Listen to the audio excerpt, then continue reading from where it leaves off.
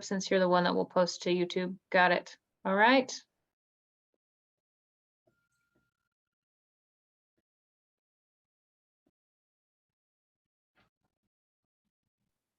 Let's see.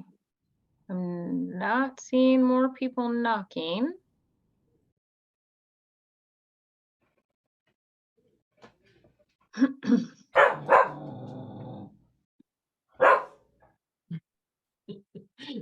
I heard a dog growl. Sorry. That was not wind chimes. You wanted to be recorded. Yes. Yes. Making her mark. All right. Well, UConn, this is the System of Care Advisory Council Learning Collaborative Space. And today we have the University of Connecticut's Innovations Institute here with us to talk about system of care governance and help us continue to develop shared expectations and understandings of how we're going to do this work together. Should I be introducing anyone specifically, or would you like to take it from there? We got it. We Okay. got it. Go ahead, Denise. So thanks for having us. I am Denise Solzbeck. I've been working primarily at the SOCAT level, the system level with the SOCAT on the SRSI. My role at Innovations Institute is I am the director of the TA Network, which is our system of care consulting arm. I'm joined by Kim Estep, Johanna Bergen, and Liz Manley. Liz is here somewhere. I know I saw her in a second. So Kim, you want to go and then toss it to Johanna and Liz? Sure. Pop up the slides. So I am Kim Estep, also at Innovations at UConn, and I am the director for system design and implementation strategies at Innovations. So I'm going to toss it over to Johanna because she's. Thanks, Kim. Yeah, hi everyone. Johanna Bergen, she, her pronouns, a program manager at the Innovations Institute.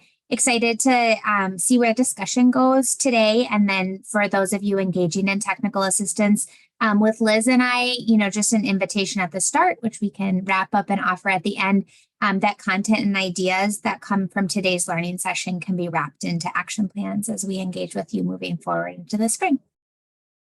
And Liz, I'll pass to you. All right. I am Liz Manley. I'm a senior advisor at Innovations, and I provide technical assistance and all kinds of other things across the country on children's behavioral health service delivery designs. And I'm also the former assistant commissioner for New Jersey's Children's System of Care, which might be helpful in today's conversation. I'll hand it back to you, Anna. I think it's going back to Denise. I think it's coming to me, and let's bring the slides up. I did think that, sorry about that. All good. It's all talk for us. Great. We can just go to the next slide. I'm trying. All my buttons, All the buttons. I had it all set up and then they all went away. Okay. This is why I asked you to do this instead of I me. know. Right? So again, Thank you for having us today. I apologize in advance. I am allergic to all the trees that surround me, and so you hear my allergies popping through this evening.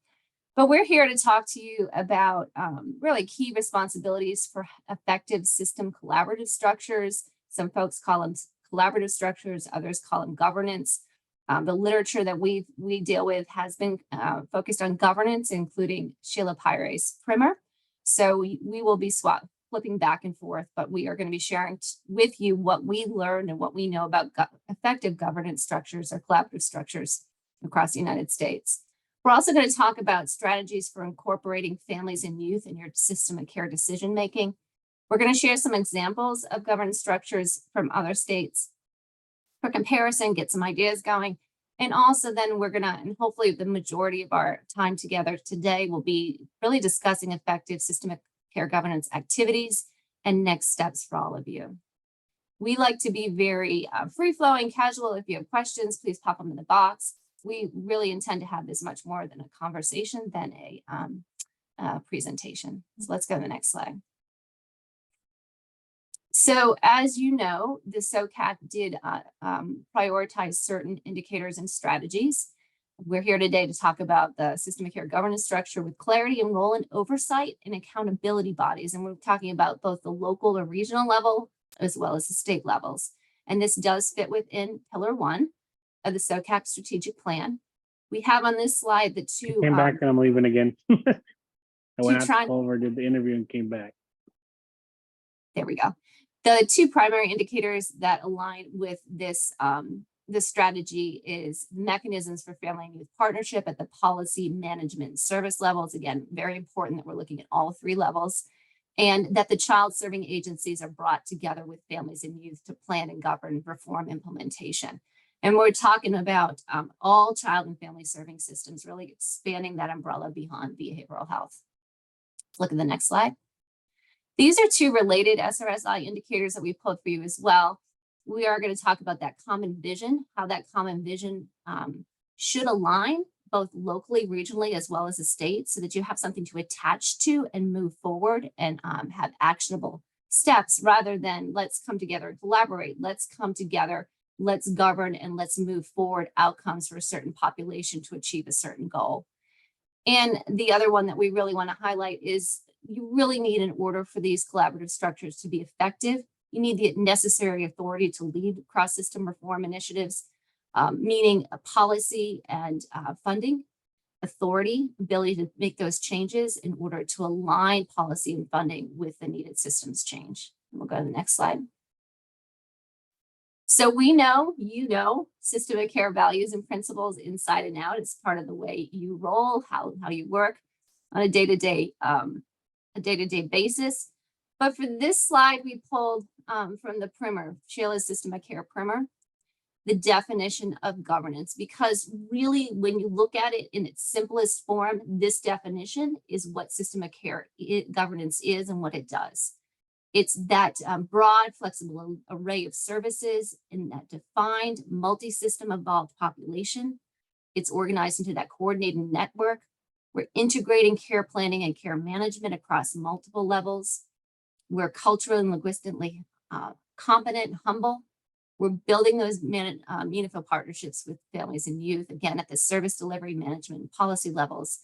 And really important that we have that supportive management and policy infrastructure that's data-driven. Now, on this slide, we also define the difference between governance and systems management. And governance is that real decision-making authority at the policy level that has legitimacy, authority, and accountability, where systems management is that day-to-day operational decision-making, something that you may see in a CCO structure, care management entity structure, that locus of accountability. We're going to provide some examples, and Liz is here tonight to really talk about, highlight the difference in the two in New Jersey. So let's go to the next slide.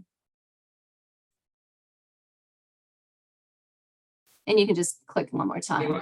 I was gonna ask, do you want me to pull it all up? Yeah, click all through. Oh, okay.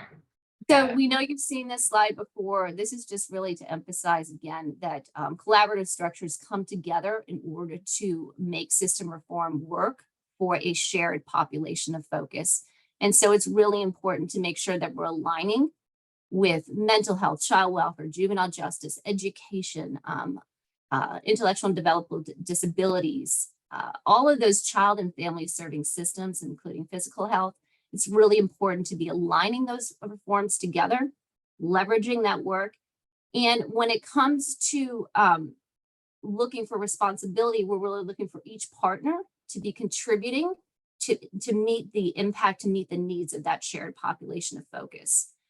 When it comes to looking at collaborative structures, and we're going to talk about this a little bit, is even in states where we have behavioral health may be state administered, and then maybe or locally administered through contracts or regions, as in Oregon, you have to be conscious of what other parts of your system, how they are also administered. So is juvenile justice state administered?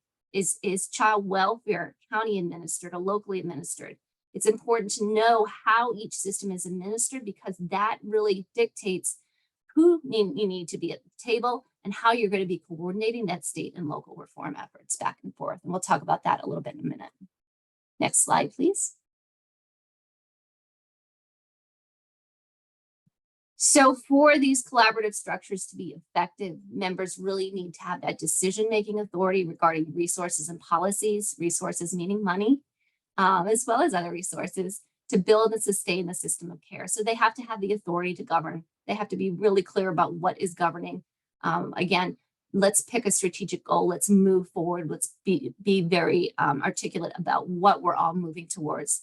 Has to be representative. By representative, we mean all of those different child and family serving agencies, as well as youth and families. The capacity to govern, the credibility, and that shared accountability across the system populations of focus. And that's really attaching to our continuous quality improvement, looking at data. Are the systems we designed actually designed to serve our population of focus and improve the outcomes that we intended to achieve? Thanks. We're going to go with the voices of families. The driving force, as all of you know, behind system of care has been the experience of families. And we say this again and again every time we're able to share time with you all. We are just very, very grounded in your family voice. That's an Appendix D. This is it in a nutshell. It's not even that systems are separate. It seems like the organizations are working in their own box. That speaks to the need to be pulling together those agency partners and each committing to that same shared population of thought focus. Similarly, the right hand doesn't know what the left hand is doing, but we're supposed to know where to go to help. We need to be designing systems that have access mechanisms that are accessible to families, regardless of where they live in your state, and they actually get the right time, right service at the right time at the right intensity. The service is doing exactly what it's designed to do. This one may hurt a little bit. It's the design we need to look at. Wow, right? They keep trying to reinforce a system that doesn't work. Now, these comments are specific to your Appendix D, but there are also comments and similar quotes that we've seen in other states as well. Let's go to the next slide.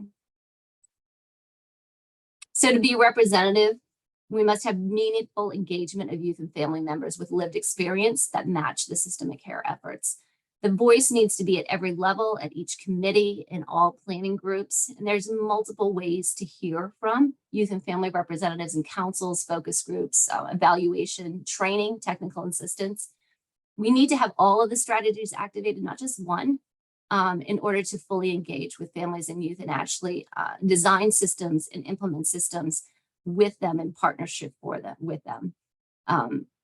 Providers sharing observations and the needs of the youth they serve is not really family engagement. Very, very important, right? We always want provider perspective, but we also want to hear directly from families and youth about their own experience as well. And what barriers are they facing? What experiences are they having within our systems that we design? I'm going to share with you one example next. So this is an example of an accountability mechanism from Arizona. It's important to know that Arizona's system of care efforts are led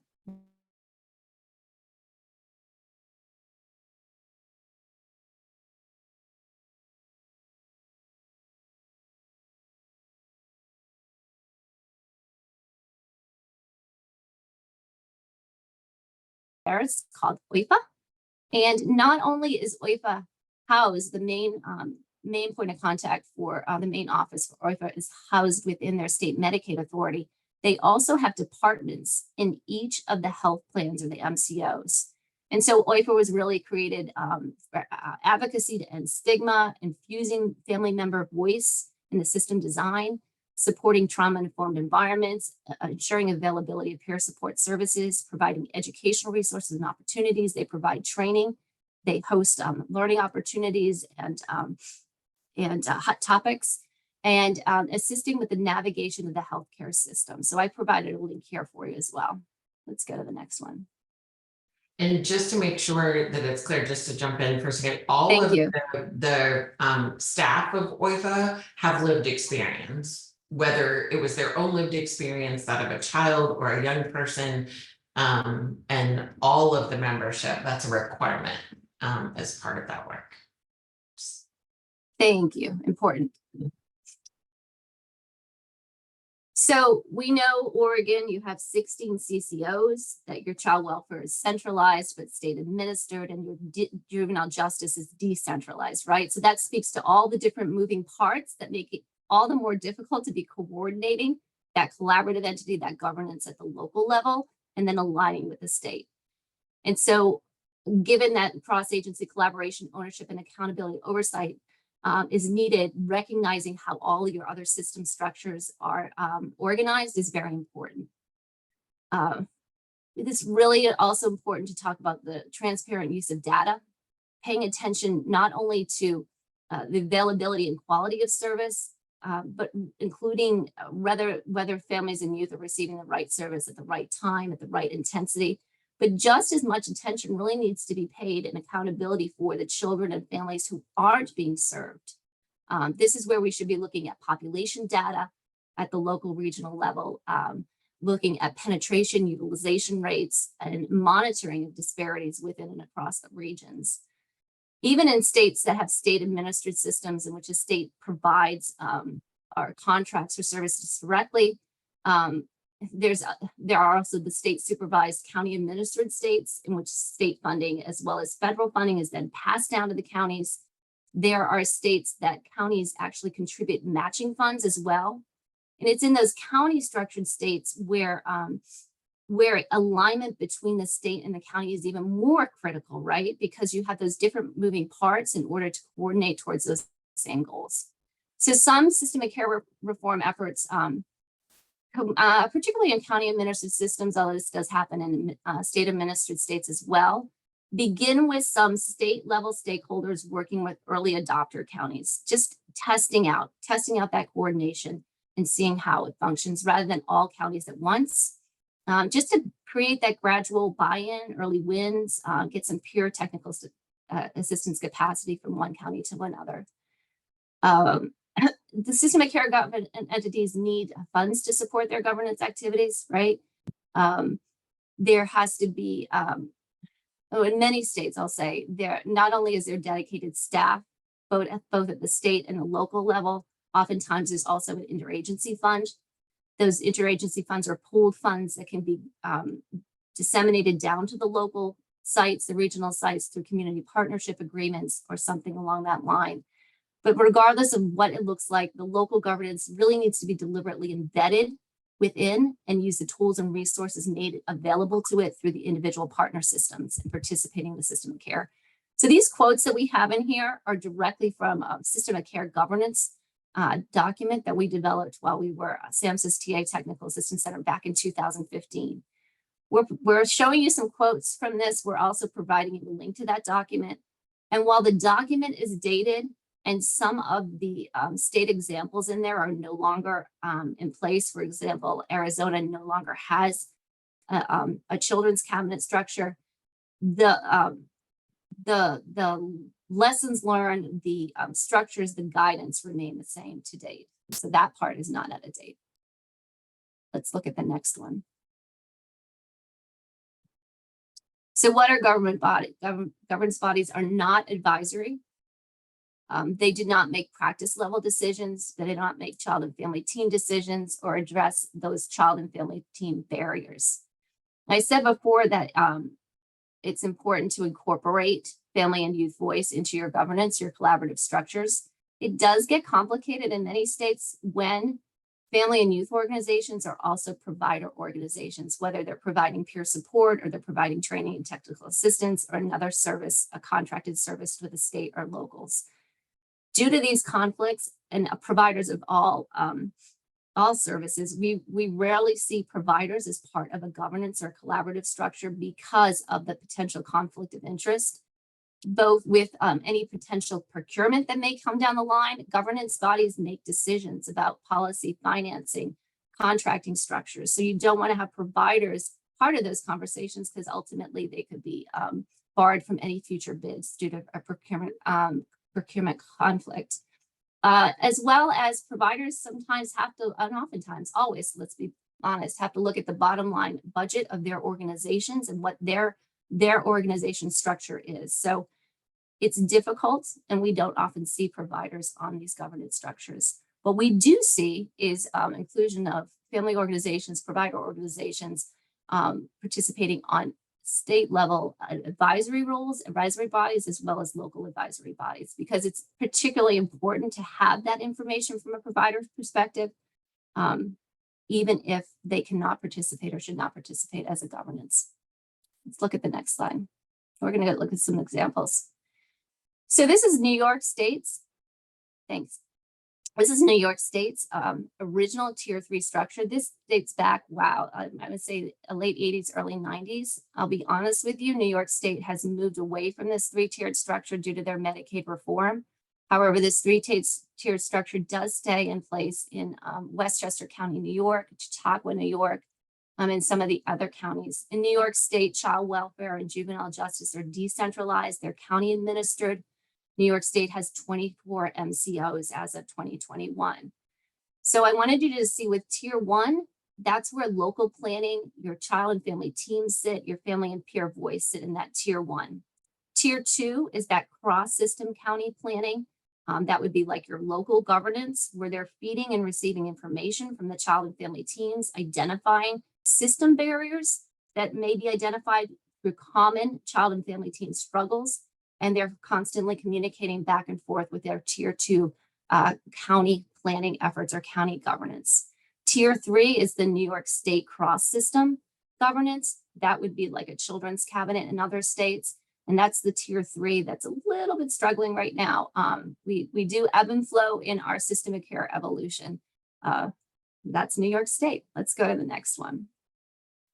Maryland, we wanted to show you for a couple reasons. One, they have a state level children's cabinet. It was established originally by legislation. That legislation sunsetted, then it was reestablished by executive order.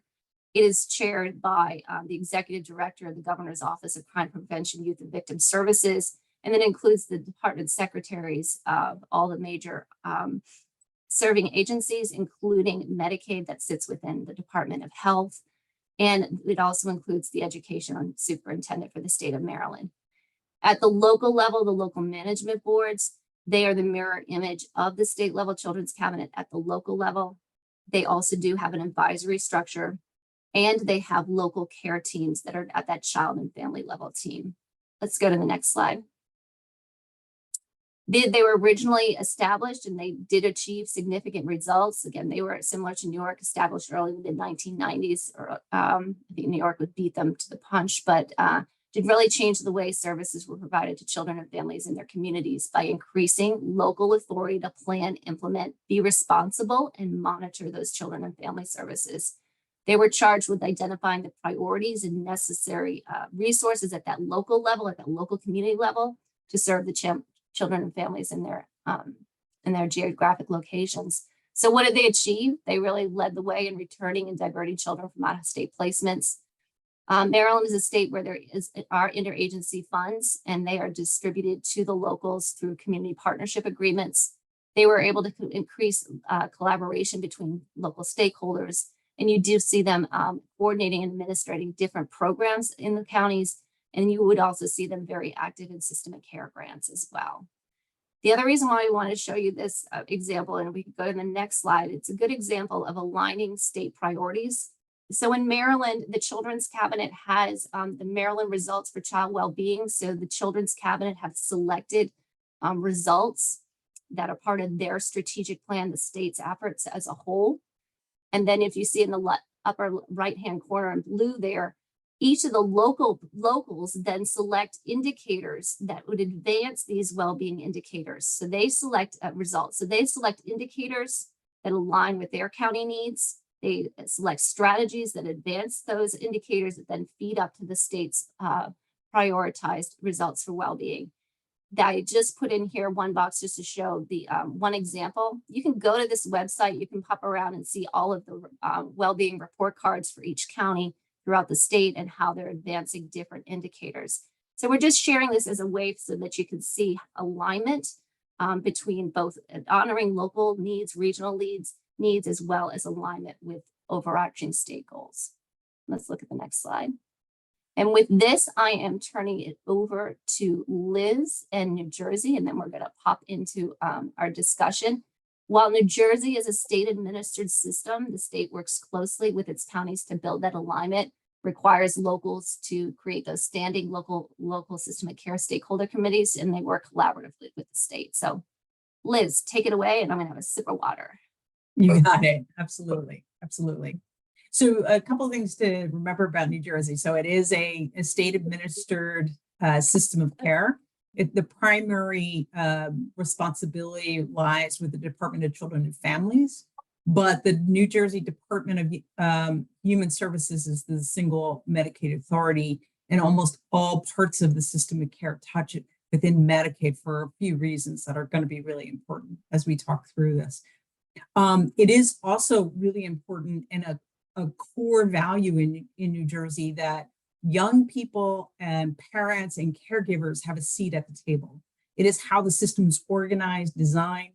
It is the only reason the reforms happen were because of a core group of parents who said, we don't want to touch on child welfare in order for our children to have good behavioral health care. They helped co-design the system from the start.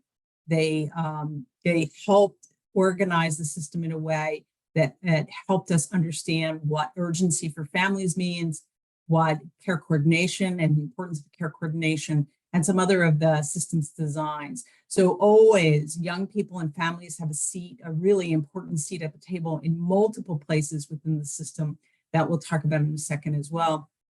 And that the other important part is that although the system is state run and state organized, there are 21 counties in New Jersey that have other parts of the system that are really important that there's a local connections to.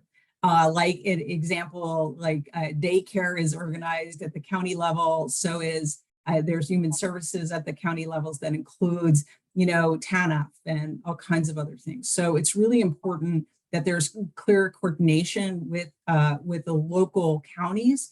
And it's also important for a couple of different other systems design, like the role of the education system, which in New Jersey is home rule and really complicated to sort of get into, and you need the local folks in order to do that. So the Children's Interagency Coordinating Councils were developed in 1990s by statute. They're really important in the system design and how the system is organized. They play a really powerful role in the governance structure, in the ability to provide feedback to the whole system, which is part of the role of governance in itself, is to ensure that the policies meet the need on a regular basis. And what we know in good systems design, it requires us to always be attentive to the changing needs as the system is organized and designed, things change.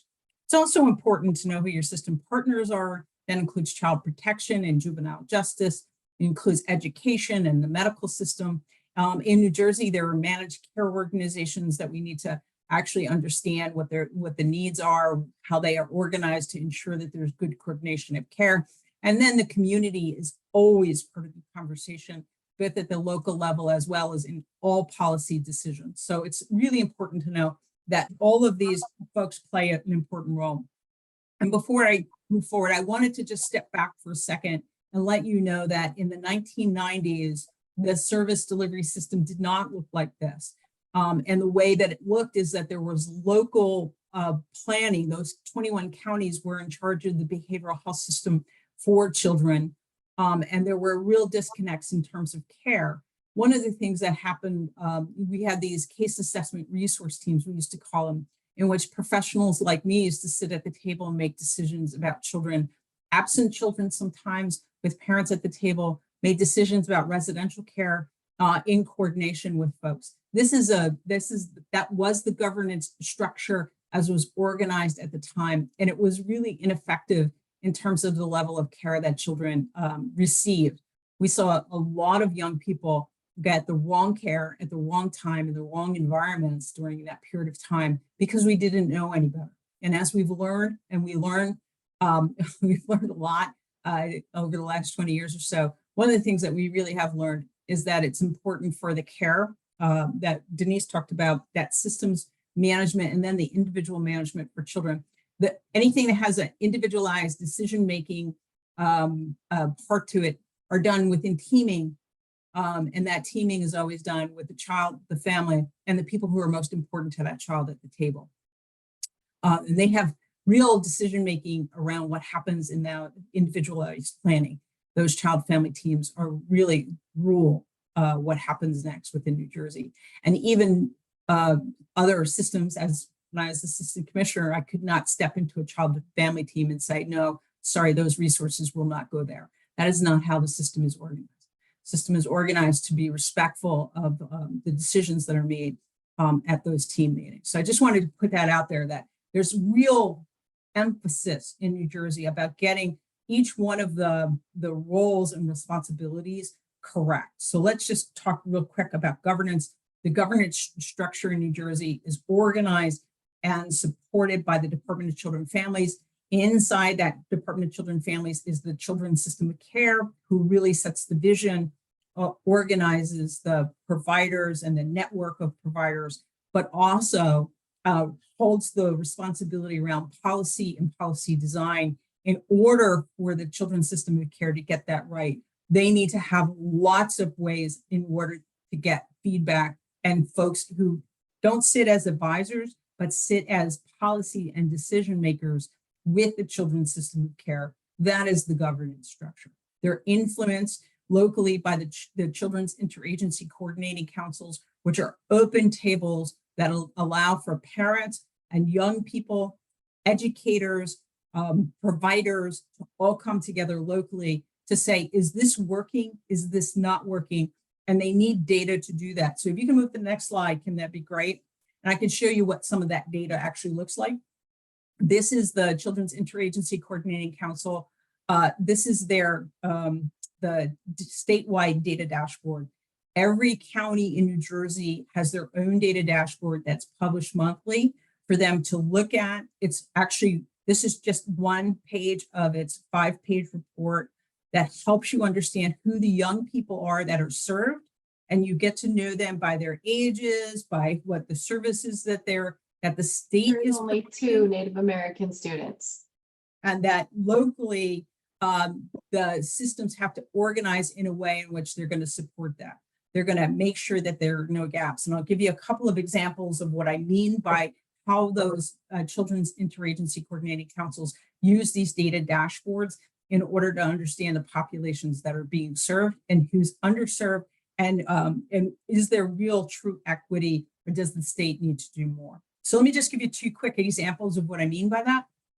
In one of the communities, one of the more rural parts of New Jersey, not rural in your terminology of Oregon, but rural in New Jersey terminology, was one of those communities reached out and said, hey, Liz, we have a real challenge right now because we are using mobile response and stabilization a lot for children in daycare, and we'd really like to sit down and talk about that.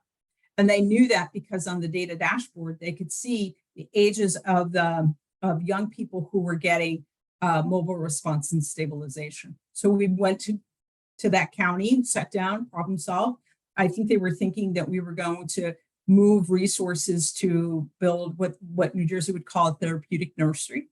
During that decision-making process with lots of folks at the table, it was concluded for that particular community that we would put resources into those daycare centers to help those daycare centers be able not only to manage the behavior of the few that we were using mobile response for, but for the full group of young people. We learned during that process that some of those children were engaged in the foster care system. So we put resources locally into supporting those young people in foster care to make sure that they were really taken care of. So that's how one example of how that might be taken care of. In another community, the local Children's Interagency Coordinating Council, the CIAC, took a look at that report and they said, here's our problem. We know that we have more young people who have an intellectual or developmental disability than have been identified. So how do we go about helping families be able to connect and get the resources that they need in order for their children's needs to be met? And so those are the kind of ways in which those local systems sort of come together and work together. And one point I just wanted to make also is that, you know, one of the things that's always interesting for me in the conversation around governance structures is that although these governance structures have been in place for a long time, New Jersey generally doesn't refer to them as governance structures. They refer to them in the roles that they play. The Children's Interagency Coordinating Councils, the kayaks play that local planning. They're really big parts of the decision-making. They organized and designed what the state dashboard was going to look like, the information that they needed from the children's system of care to ensure that the children in their community were well cared for and taken care of. Another example of their efforts include the connection to education system and the education partnerships that all 21 counties have developed to bring all schools together with all the children's system of care partners to do ongoing training, support, connect folks so that they know when and how to use the system in a way that's impactful. So that's just some ideas about how all of that works locally and above. And one more point just around the state's role. The state's role, the Department of Children and Families or the Children's System of Care connects with Medicaid and sits with Medicaid when gaps in care are really identified. So if I'd come back from that meeting with that local community and said, we need a therapeutic nursery, I would have met with Medicaid and said to our Medicaid partners, we need to figure out a benefit for this particular population of young people. We would have went to all of the other counties and said, are there other communities that are requiring this particular service? Do we need more of this? What would it look like? We would begin to engage all of our partners to figure out what was necessary in order to meet the needs of that particular population. And we would have met with Medicaid to figure that out. As an example, that's exactly how a couple of benefits were put into the state plan amendment around young people. One particular one was non-medical transportation, came from the role of the kayaks. So that's just a quick overview from New Jersey. Happy to answer questions if you have. And Denise, I'm going to hand back to you. Thank you. So we did talk about the child and family team. I don't think I mentioned that it's really important at that individual child and family team for those entities, those child and family teams to have the ability to have access to flexible funding so that they have the decision-making authority at that child and family team level in order to resolve and access services and supports needed for that family as part of that plan of care. There are going to be some barriers that are going to be identified, right? Then it's that next level. It's your regional county level collaborative structure. We can call it whatever you want, that they're going to be looking at. Are there common themes? Are child and family teams repeatedly identifying the same issue? Then that becomes a system barrier. It's really the difference between local or individualized needs as opposed to those system level needs that have to be looked at from a system design perspective. So we talked, and I want to just pick up, I'm sorry, a little bit all over the place. I'll blame it on my head. Selby commented that she really liked that quote about governance and local resources using those tools. And she's comments that her challenge is getting those individual partners to make those resources available. She has some successes, but true financial support is not achieved. Yeah, I mean, that's the reality. That's part of the reason, a good reason why we really should be working. We need to be working in partnership between the regions and the state. Your child welfare is centralized and state administered. Your behavioral health system is really state administered through your CCO contracts. Juvenile justice is decentralized. Education is always decentralized in its own beast, right? So it's those moving parts that need to be coordinated and pulled together into that strong vision, renewed vision, really, for governance and a collaborative structure with authority in your state and all states. So we really want to hear from you. We want to talk about what do you need to move forward to achieve that shared population of focus, that shared purpose, something you can grab onto and be your goal and organizing structure for moving everything forward in your county, region, or at the state level. What's that? How do you identify those unique common needs? How do you get that authentic youth and family voice? How can there be impactful partnership between state and local efforts? How can you put an effective accountability mechanism in place?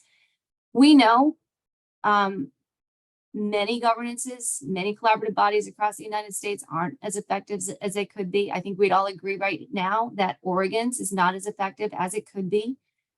We shared some examples. So we want to hear from all of you. What What are some of those small wins, those small shifts that you can identify today that you could be taking to be more effective? And what are those big things? What is those big things that need to change that you want to put out there? So let's take down these slides so we can see each other. I'm going to put these questions in the chat so that you have them in front of you.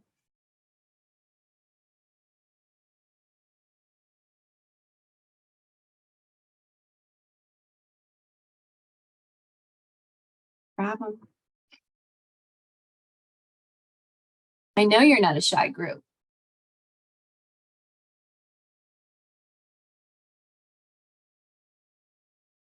Thoughts, reactions?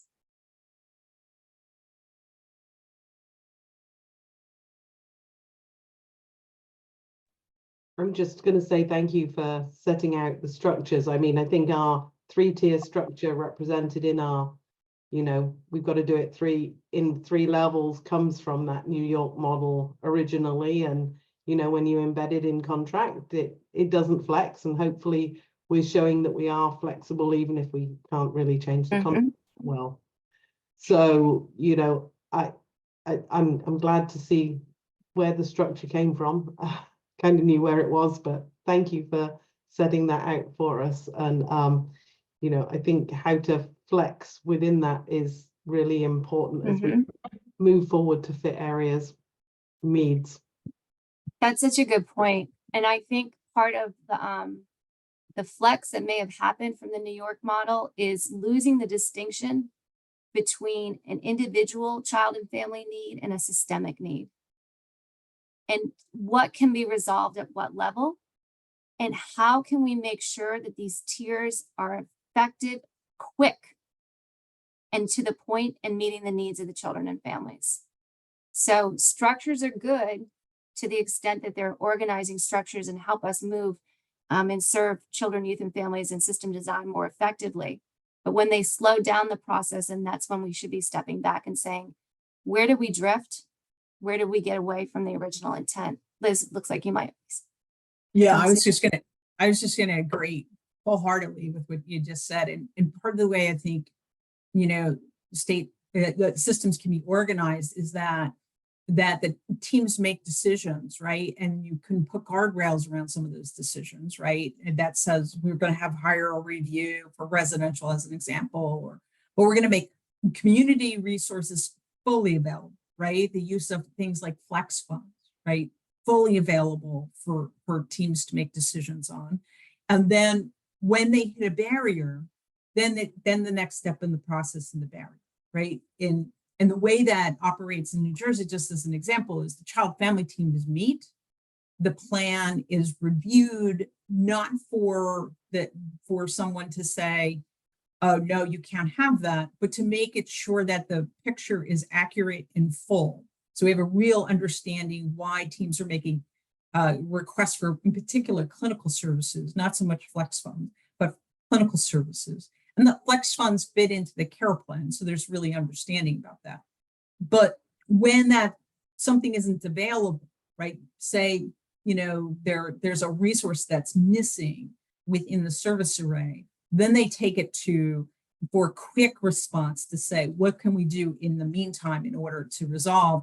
And then how do we count that? So the kayak would then get that information to say, this is one of those situations in which we really need to think about things like non-medical transportation, right? Like that continues to pop up as a barrier. We keep solving it with a Band-Aid over here, but we really need, a long-term strategy in order to address that.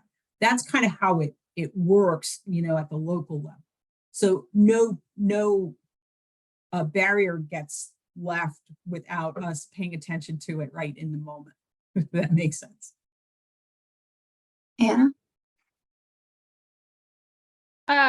So one of the things that struck me, and it's probably because I'm paying a lot of attention right now to we're moving into our next strategic planning phase. So I'm just sort of thinking of functionally, how we do that in alignment with our, 4 pillars as the sort of anchoring values. And one of the slides that you showed was, it was the Maryland slide. where it has like we have consistent set of priority outcomes, and then we have what I think it said was that like local structures articulate like which one of those priority outcomes they're going to look at and how they're going to measure that. I assume with readily available administrative data that they don't have to create. So my question is, in that Maryland model, were those priorities generated from like the ground up from like youth and family? Were they generated from the state down? Like what was the sort of bottom up, top down approach there? You know, they've been in place for over, I want to say 30 years, because I was involved with them almost 20 years ago. And Maryland is a results-based accountability state. So those results are, say, healthy children entering school ready to learn. And then the indicators that the both the Children's Cabinet and then the locals focus on are then what's the data that's not feeling okay and that we need to turn a curve on. And so that one example I showed you was out of home placements. Everyone agreed that's not okay. We need to turn the curve and bring our children home. And so for counties that wanted to concentrate on that, then they developed strategies. And in doing so, that does include all stakeholder participation. What does it take to turn the curve on that data? What are those strategies in place? Strategies that need to take place. What is each agency's responsibility in order to move that indicator in the right direction? Kim was also part of a local management board, and I don't know if you have more to share about Maryland's experience. Yeah, that's what I was going to say is I was on the receiving end at the local of that. And so the state, one, it was a really robust kind of strategic planning process, but the local data was handed to us. And so as it rolled down, like we did choose what, priorities or what indicators we wanted to prioritize. But the data really dictated like where do we need to focus, and every county had different data around the state priorities. And so we would literally, those local coordinating councils were housed in the LMB, the local management boards, and we would look at our data, we would collect data around the indicators we had chosen, and then we would report it all back up. And it flowed pretty nicely in that the state would offer technical assistance. They would come, they would come and visit, they would come down. And so I'm thinking about the things that were impactful when I was doing that work. And it was helpful when the state would come and they would sit with us and they would hear the challenges we were having, and they would, try to bear your best with us. And address those challenges or make changes at the state level. And they would also celebrate with us when we, made a difference in our local data. And so that was also nice. What's also different in that, the Maryland example are all outcomes for children and families, right? That's the overarching umbrella as opposed to pillars in a strategic plan. Maryland has strategic plans too, just like any other state, but they're all advancing those outcomes for children and families. What's also, I don't know if anyone else is a results-based accountability geek like I am. I love that stuff. Once you start moving and putting in strategies in place, for example, strategies that turn the curve on reducing out-of-home placements also turn the curve on juvenile, why can't I think of the word? I was a prosecutor. Oh my goodness. When they're a repeat offender, my head is so full. Recidivism. Oh my goodness. Thank you, Kim. Recidivism, right?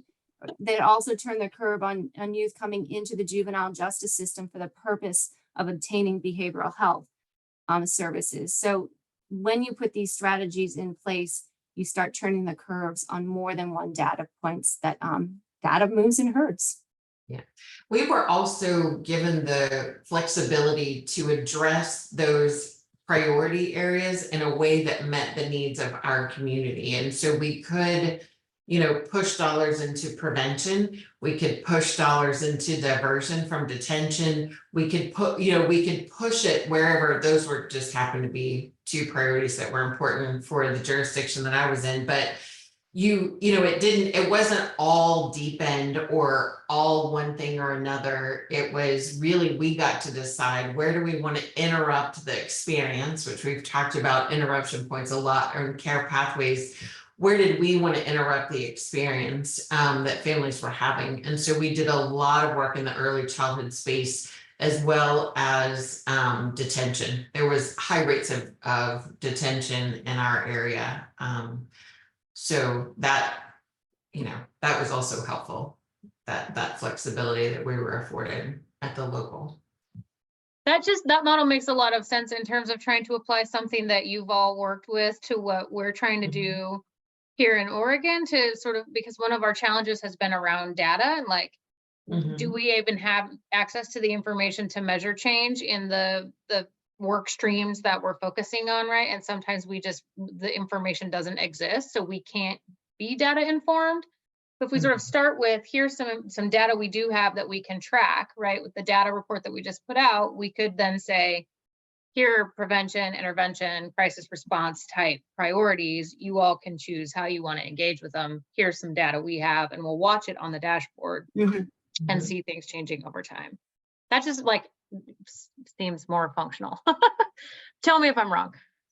No, it's just emphasizing that's Mhm. right. And that's why our next two meetings are all about data. But again, and then the value of family and youth voice to help us interpret the data and what the data is telling us. And more importantly, the story behind the data, because you got to understand the story behind the data in order to put strategies in place to turn the curve. And to Jory's point, when she saw the only two Native American Indian children. So it also forces you to ask questions of your data. So if your data in your county is saying, for example, we only have a handful of children receiving services that meet that high intensity need or intensive need services, right? But you know that your population of your county is much larger. So if you look at 5% of your population should be within that prevalence triangle, then who are we missing? And that was the point I was trying to make, is data is just as important to look at to determine who you're not serving, who is not accessing services, as well as making sure that the children that you are serving are achieving the outcomes that we intended. Got a chat that someone named Brian Baird has a question. Brian Baird, Coos County. Sorry. So I have a question. I got a thing today from Oregon Health Authority. So I'm curious on this group. I like to think this is way upstream. So this has to do specifically with the Federal Consolidation Appropriation Act, which OHP is going to be put in 2025 with all these parameters around it. So I have questions back to this group when we're talking about a system of care, because one of the things, and I'm talking more specifically around youth that are incarcerated, leave county, come back, those sorts of things. So I don't want to get to November or December when the state wants to roll this out in January and we have no idea, because part of what it talks about is this, one of the things that's going to be required is this preventative health screening and diagnosis required by Medicare, early periodic screening, diagnostic, treatment benefit, behavioral health screening, case management, post-related care coordination, and service monitoring. So where I sit, I have 3 CCOs that candidly don't coordinate well at all. I'm curious, I hear us talking about other states, but how in the great state of Oregon are we going to get our CCOs to coordinate that, blend their funding together, and actually get real data? I mean, real data, not the 4 kids that show up and there's 6 that we know nothing about, but real data from our different entities and what that looks like.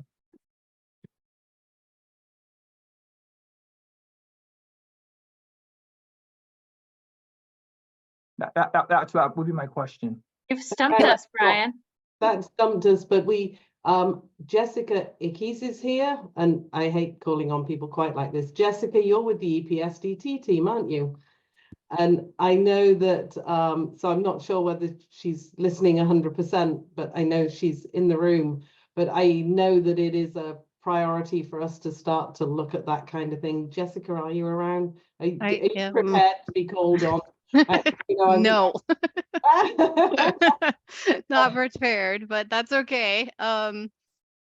Thanks, Hillary. I appreciate it actually. So I'm going to put in the chat the Oregon EPSDT website. So Oregon expanded their EPSDT program to a full EPSDT program beginning January 1, 2023. Oregon's a little late to the game in the EPSDT world. We were the last state to fully implement EPSDT in the country. So understandable if you don't understand the acronym, you don't know the acronym, totally get it.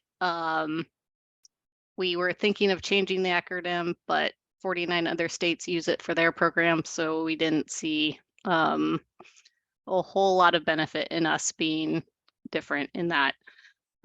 So the early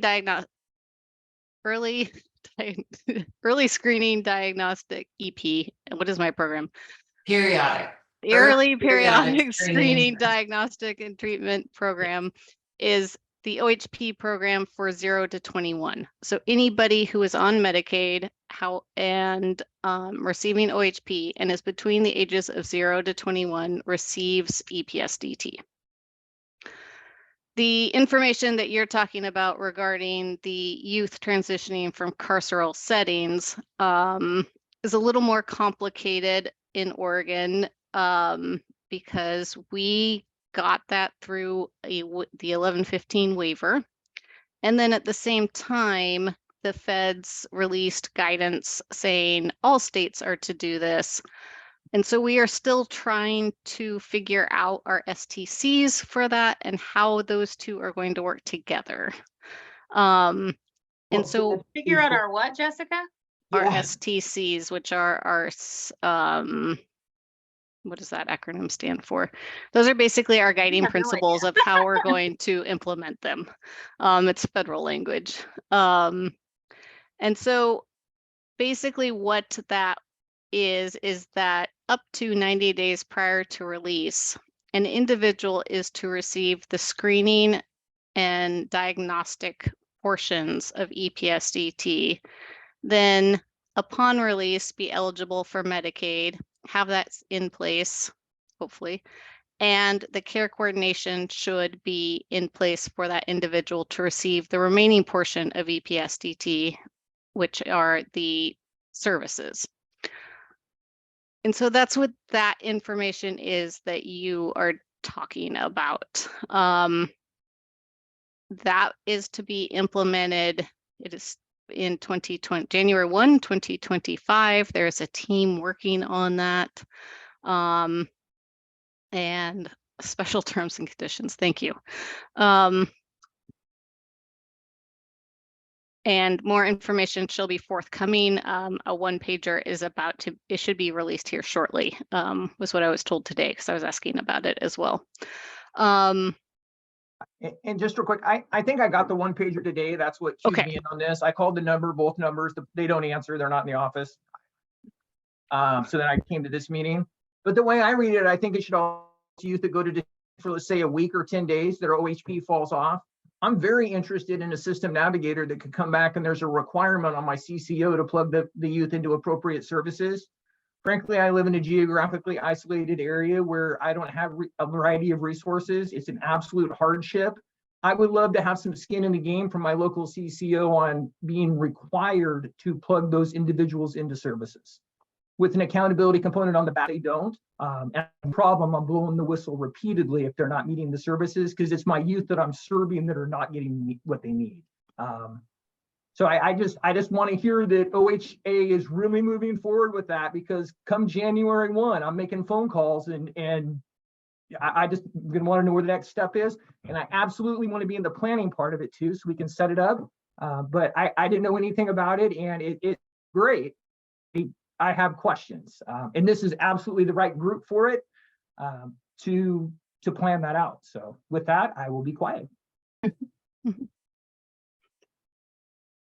Ryan, I want to recognize that the last time you came, you also asked really good questions, and we went away with all sorts of things to think about. We were talking about you the other day, and really appreciate you pulling these pieces out for us. And I know Jessica now knows your name, and hopefully she'll be also including you if she needs some advice on how to communicate with some of the juvenile directors, because I do think you're a really important part of that picture as OHA looks to figure this part out that we've not been doing, and we know will be a struggle for our CCOs, to be honest. So we're all going to have to do this slowly together.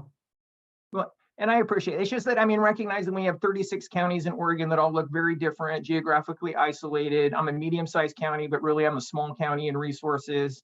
I relate to the I-5 corridor from Salem to Portland exactly zero, except for we're human and alive, nothing.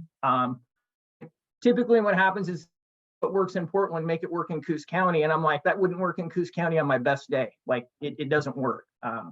So I love the local input and those sorts of things. And candidly, I only really show up to these meetings when I have a specific question like this, because it just feels like a lot of times this is pretty more driven towards the bigger areas, which I get because that's what it is. But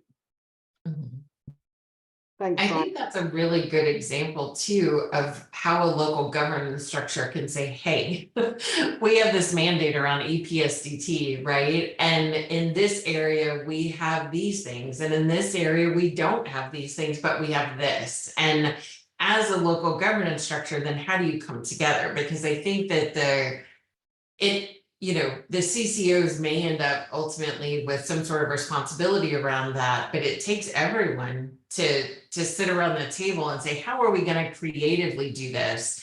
Because I think that if we're going to set expectations around the CCO to be transparent in data sharing and to be at the table and be open to doing different things, then we also need to say, hey, we'll help you out in this way, and we'll come to the table and help with those ideas and stuff. And I'm not saying that doesn't happen. I'm just saying that this is something that a local governance structure can really wrap their head around of, here's our local data, we know what we have available, and here are the needs that we're going to have that aren't necessarily related to a single individual young person or child that might need, they did get screened and now there needs to be some sort of intervention or further assessment.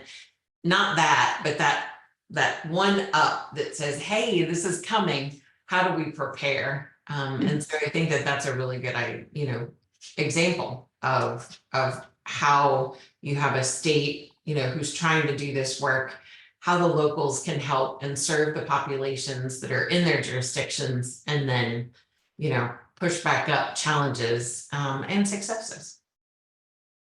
And we didn't plant Brian or his question or send him a special invite or anything like that. I do want to recognize that Selby mentioned in the chat that their consultant previously echoed what Anna said, and don't stop your work for lack of data. There's a different, you can develop a data development agenda. There's a difference between that and actually getting access to data that is available. So grab everything you have, look at it, find out the story that's telling what it's telling you. Don't stop because you don't have other data. Don't also let lack of data stop you from developing your data development agenda. Where do you want to learn? What do you want to go for next? So Brian had like a big thing that needed to be changed. What about any of you? How about some little wins here? What are some small steps that we can be taking at the local level, regional level?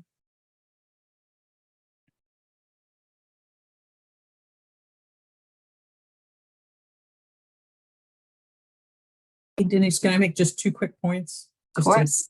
clarify. One is that most state reforms start with no data, right? Yeah. But they still work, right? They still move.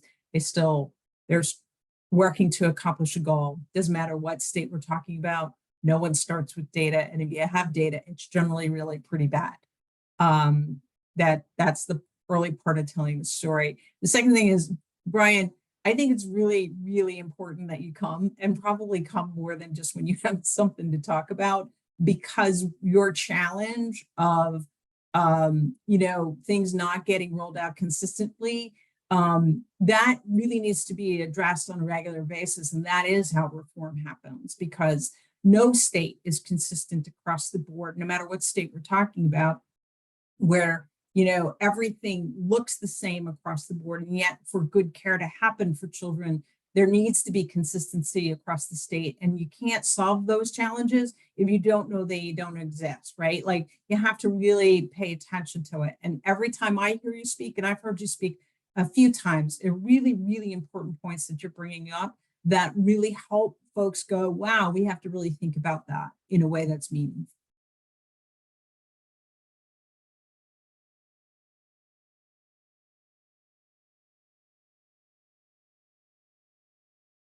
So just quickly, I would add, I read you guys, so I sit on the system of care, a variety of things there. I read the statewide stuff. It makes me smile because it doesn't matter if it's Wheeler County or Washington County or Harney County or Lake County. A lot of our barriers are very similar. You know, it's transportation. I mean, like, we have more in common than we do than is different. It's just the services that we can try to come together, and the barriers, whether they're perceived or real, that we complain about. And I'm guilty of that too. So please know in here that I do appreciate this group and things moving things forward, because it's frustrating. And I mean, I care more about my county more than the other ones, because this is where I live, just like all the rest of you. Well, Brian, I think that's one thing I've been spending a lot of time trying to sort of figure out what's the right response. So, you know, we see these themes from local systems of care where transportation, right? Transportation is a barrier across the entire state, right? But for any one local system of care to send up transportation to us at the state level and say, like, solve this problem from a state level lens, the resources that are available and the like cultural application of those resources in any given community may be very, very different, right? So when we're talking about what kind of transportation solution is going to work in the Gorge versus what's going to work in Coos County versus what's going to work in Wheeler County, the state may say, here's some money, right? But in terms of what local regional resources exist and how to marshal those to solving that regional problem is going to be different strategies crafted regionally based on what already exists there. So I'm sort of in this, like, yeah, we have these barriers that exist across the whole state, but the solutions for them may look very, very different for Chris Barnes, trying to solve it for all of Eastern Oregon, right? Like, versus what you, Brian, are doing in Southern Oregon, you know what I mean, and South Central. So I don't know what that answer is, but I've really been trying to think about, so what do we do when we've identified we have a problem statewide, but the solution is not going to be the same solution across the state?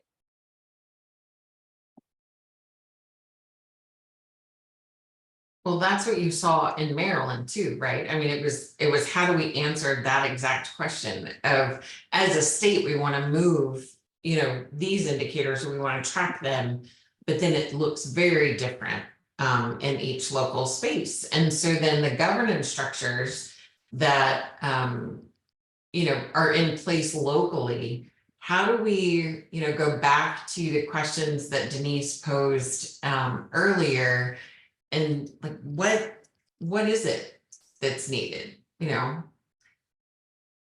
what steps can be taken to move toward that vision, that governance, collaborative structure, and so on. I put them back in the chat too. Me too. Oh, Denise did too. Great minds, great minds.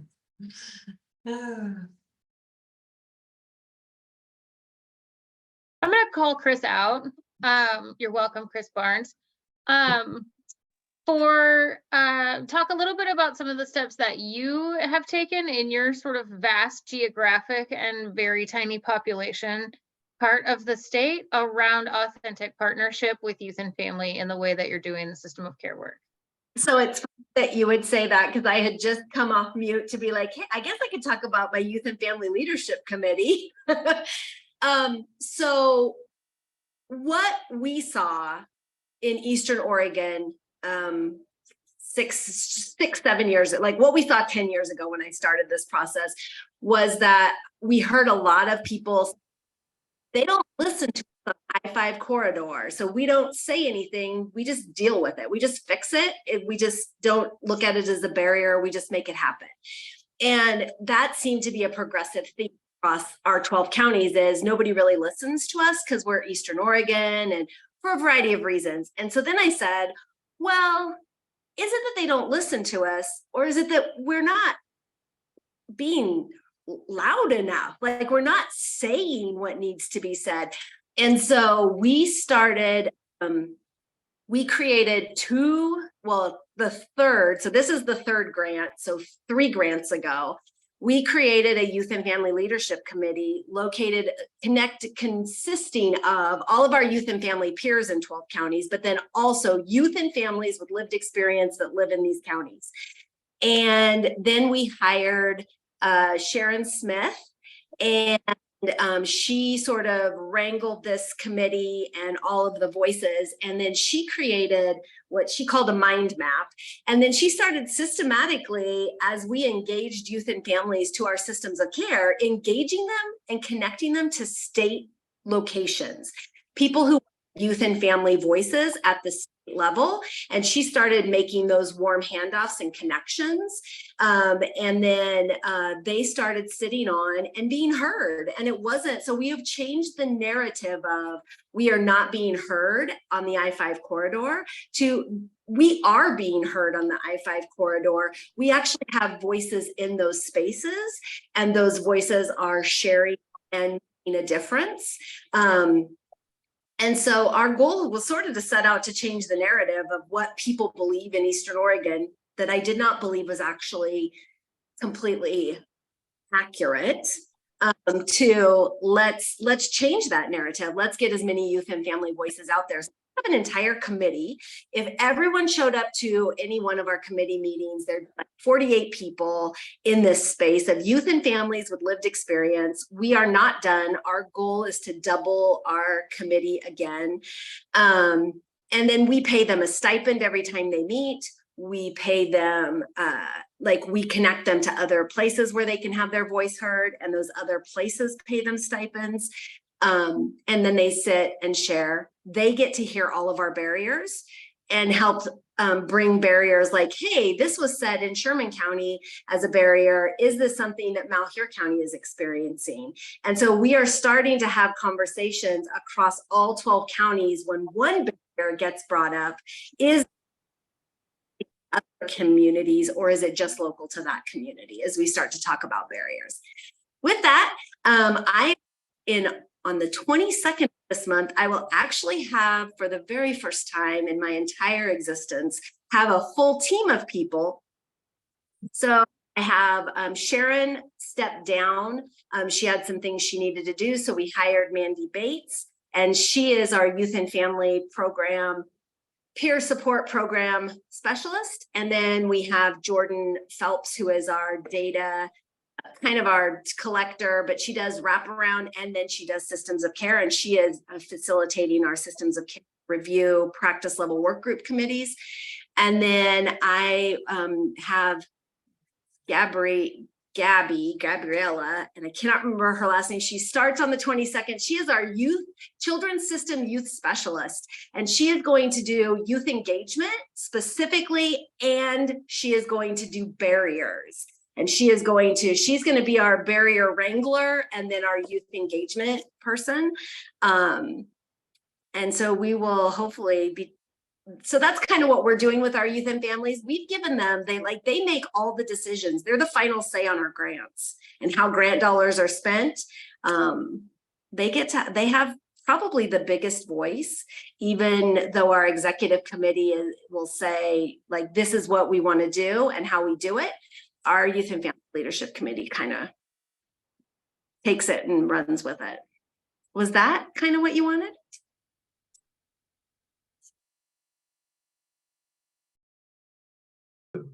So Chris, just real quick, can I have one follow-up question, and then I promise I'll be quiet the rest of the meeting. So do you guys have Jeff Mulligan as Kojak world? That's 16 counties on the eastern half of the state, everything except for Deschutes, because Deschutes is a mini Portland. So they collaborate all their money and they put everything together. Do you have a representative? And I would guess it would be Jeff Mulligan, and he can speak articulately on 15 counties, exactly what you're talking about. Dealing with him is a 10, not a 9, it's a 10. Does he attend so do you bridge that to bring in the juvenile justice in your guys' system? Juvenile justice is the directors for all the juvenile justice. They bring that voice in. And then, so I would say that Stacy Erickson in Baker County, if I want to know anything to do Kojak dollars, all of that, that is Stacy Erickson in Eastern Oregon, you know, like as far as that goes. I haven't invited him because when we work with juvenile justice, like they're solving barriers at the local level. So I haven't seen the need necessarily to ask that. But we used to have Oregon Youth Authority that and I cannot remember her name. And then it was Ed Pearson, and he came to speak for the Oregon Youth Authority stuff, all things Oregon Youth Authority. That was what he did. Okay, thank you. My problems are as solved as they're gonna get. Now we can work on everyone else's. Yeah. I was gonna say that it's interesting because I work for the CCO. So maybe that is where I have a different, so when you're talking about CCO buy-in and EPSDT, that really is kind of me, and I am the liaison. So if my local on the ground people are like, what is the CCO doing for this? Like, I am there to give them that information or get them that information and busting those barriers when it comes to. And so I do have kind of a different, like my role is different, maybe other systems of care workers, because I work for the CCO directly. I mean, like Gobi and EOCCO pay me, and then I do the systems of care work to make sure that it happens. And then if there's a barrier when it comes to CCO stuff, that is me for Eastern Oregon.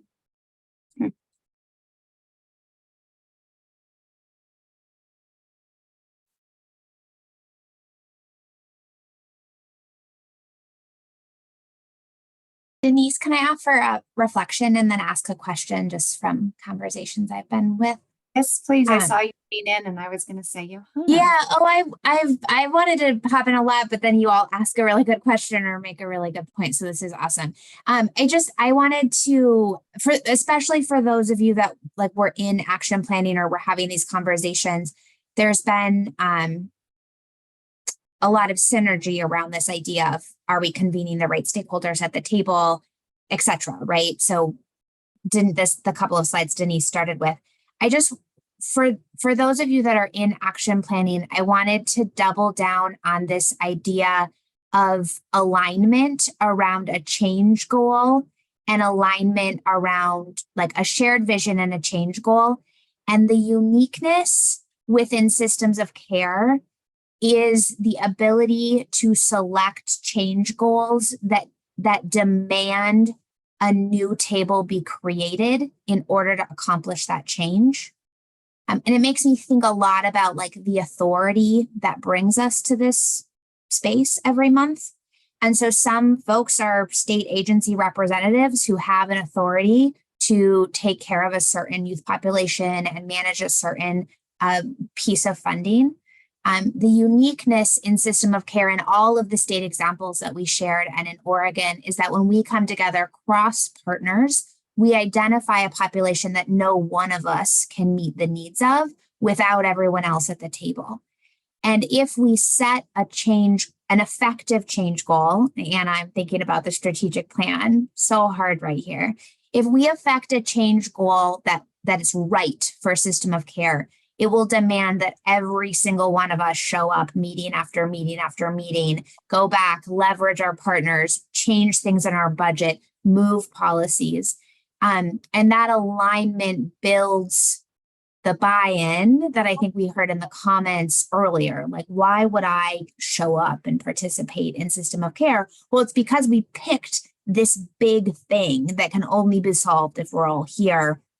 And I have to give in, I have to put in order to reach that. And if we reach it, my agency, my organization, we win too, right? So it's just like, if there's one thing I could highlight from everything that was shared, it was this idea of around aligning a change that is big enough and outside of behavioral health enough and outside of each one of our individual purviews enough to demand that alignment from all of us. That's my soapbox. And my curiosity for folks is how does it feel? How does it land for you, especially for local coordinators and local system of care members, when we talk about sort of this difference between a governance body with accountability to hold ourselves to our commitments versus advisory structure? And do you have a sense of where within your system of care efforts you're advising versus holding accountable? And do you have what you need to serve those roles?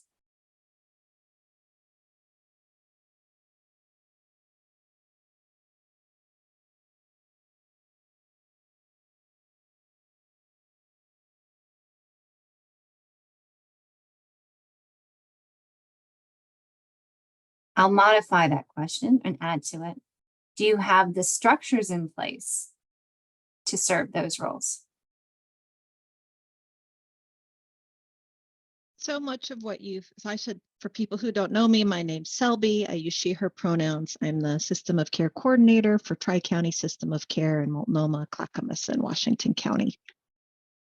And so much of this discussion today is reflective of a very intensive consulting process we went through last year. And for all these things you're talking about, we needed to have a leadership or authority figure. And in our case, it was an external consultant to come in and help spur the process forward. Because when I had been attempting to move some things on my own individually, our committee culture was not ready for it. We were definitely in this kind of advisory role, and people were used to coming to their meeting for 2 hours once a month, giving good advice and recommendations and leaving. And so as we worked with the consultant, we also had to build in a culture change about what it means to be participating in system of care. I needed the leadership to help move that work forward.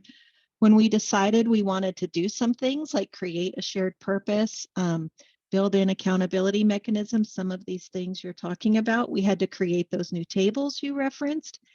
Each new table was, I thought these documents were going to kill me creating them, but we had to create a charge document. Like, you're on this team and this is your charge. You have these, whatever, 15 things you're going to address, and here's resources you need to address it, and here's a bunch of calendar invites. And so one accountability mechanism, I think a lot resides in your local coordinator or your staff. And remember, a lot of these structures have a single, just one backbone staff person. The consultant kept saying, in any other place, like a effort as what you're trying to do with system of care, you would have multiple backbone staff doing this work, not one person. But so I was holding myself really accountable of like the follow through of whatever X, Y, and Z was said in this location, and I'm dragging it all the way forward into these charge documents, and everything in the charge document I dragged forward into these action plans that got created by the teams. And those action plans I've dragged forward now into a plan for the year. But again, it's my personality to be intentional with that and honor that work. And so the accountability mechanism to a certain extent is myself. But anyway, so I have lots of stories to tell, but I was just thinking, keep looking at these questions, and I think it really came down to defining what the goal was of taking all of that time to plan. We spent the bulk of a whole year doing it. And then now really, like this is our implementation year, trying to build that up. But it just took that dedicated effort. And it's hard, like you said, with all the systems to develop a shared purpose where everybody can get on board with it. And the other thing I've been thinking a little bit as I reflected about this is it's, we were working a little bit with the collective impact model, and one of their maxims is, it's kind of, you can do anything, but you can't do everything. That's not how they phrase it, but it's like, what's in and what's out. That's what they say, what's in and what's out. And that was a huge struggle because we have, like you said, lots of diverse system partners, and we all want to help all the kids all the time. And it was really hard at times to be like, what is out? Like, we have to like cut stuff out or we won't get anything that we can even like conceptually hold and take action on. So that was another big piece for us. So I'll end it there, but so much of what you're talking about is giving me those reflections and really be thinking about like, how do we move all those action plans forward?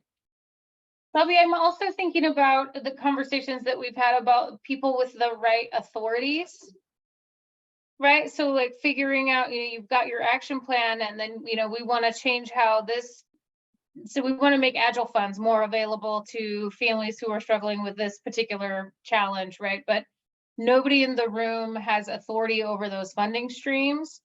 And we're not quite sure how to carry that ask to who can say yes, and then carry it back into that system of care space to keep that ball rolling over the course of time to make that wish into reality.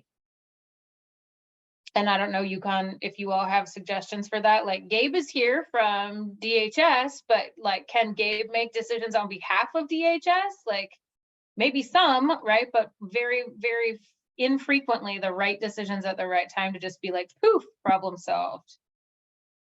And I'm glad So- you're here.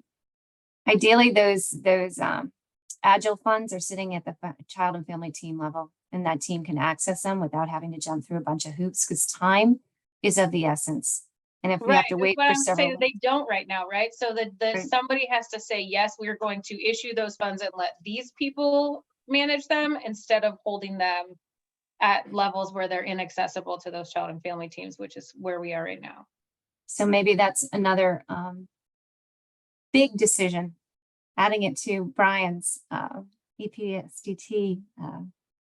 So I, Well, and I have a question of something that I think that's happened here in Coos County, and I'm sure this has happened around the great state of Oregon, and it's with the best of intentions. So I don't mean this as a negative. I think this is just what's happened is, so post-COVID, what happens, we did a bunch of work from home. The state has expanded. They've reached out. They want to know more information from different areas of the state. But what at least it feels like it's happened in Coos County is they've come down, they've offered positions from work from home that are a pay raise. I feel like they've poached a variety of our best candidates, our best people. Now they're working at home for the state, no longer in our community, so they're not really attached, and they brought someone in new. So when you talk about having someone that has the authority and the power to do that, I can't even tell you the number of new supervisors I have right now. I can't remember them all. Because the people that were really the experts locally in their field have all moved over for the state, working from home, making big money in think tanks and other stuff, is what it feels like. And some of that may be you on the screen right here, and congratulations. I can't personally blame you for that. It's great for you personally, but for our counties, it's challenging if you stay in the field. So that would be my RAR on what I think is legitimately a real barrier that we have. And that can't just be Coos County. I think that is an entire statewide, especially in your smaller geographically isolated areas. If you have someone that moves here and they took a promotion to get here, they have no idea what Coos County looks like, or Wheeler County, or Harney County. I mean, like, they don't know. It takes them a while to figure it out.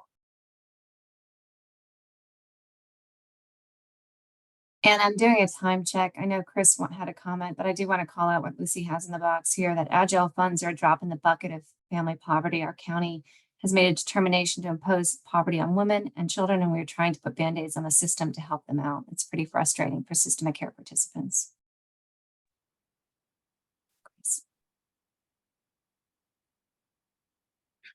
I agree. Our country, sorry.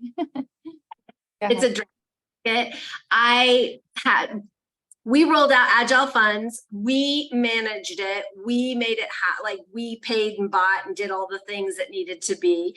That was a lot of work, but what we found is that it was solving immediate needs for sure, but it also, like, when the family's like, we need $2,600 because we need all these things, and then we had to figure out how we were going to manage. It wasn't a ton of money, and so how we were going to manage it. And so we were like, we're spending $400 per family.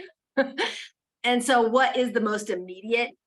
So it didn't touch. People were thrilled, and it wasn't enough. Right.